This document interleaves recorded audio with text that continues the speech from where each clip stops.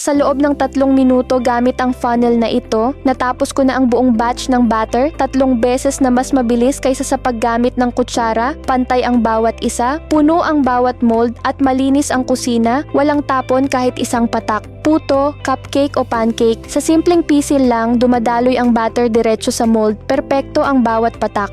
Hindi dumikit sa kamay, hindi tumatapon at ang pinakamahalaga, hindi mo na kailangan pang maglinis pagkatapos magluto.